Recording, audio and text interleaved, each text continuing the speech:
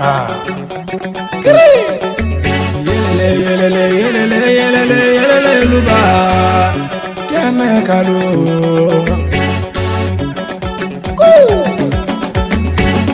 Aubewa tene kao alubewa. Abechudi tene kalu abechokodi. Lajiba tene kalu abekodi. Chile. Ame mokoba ula uluma. Ame mokoba ula uluma. Kele. Nebe cheba ko ula uluma bi. Sambe tene kao sambe tene kalu sambe fatigi yala tene kalu sambe fatigi yala tene kalu sambe shini kene yala tene kalu sambe kiba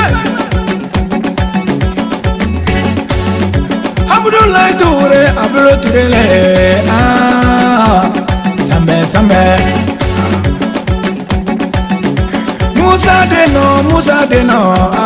Musa deno sambe tene kalu sambe Baroda uya barikadi bamana makoe nafolo chamala tene kalu anyo konde tene kalu Hawada uya barikadi je Siada uya barikadi je ala Mamuda uya barikadi je Nana dawo ya barikati jere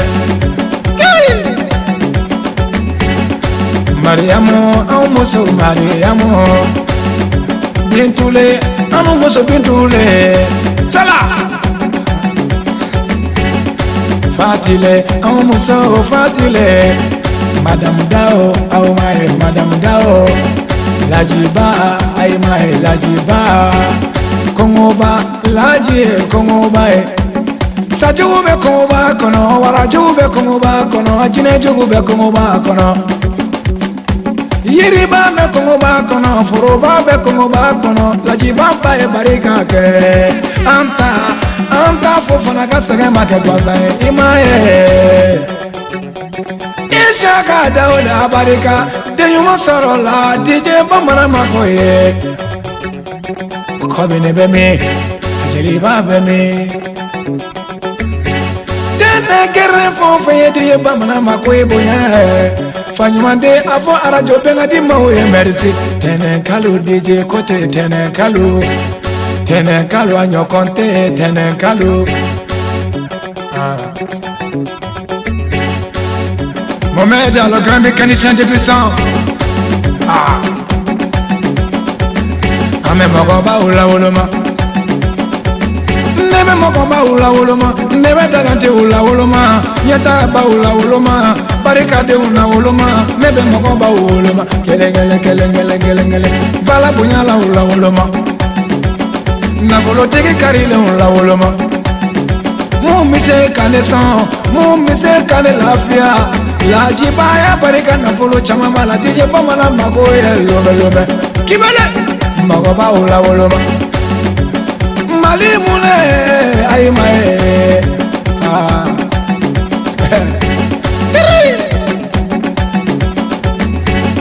tene kalu au be wa tene kalu ko be chokodi tene kalu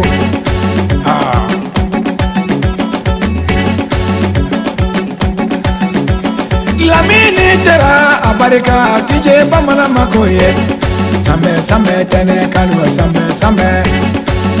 sambe bogo tigini wa sambe kamale ninu sambe lajiba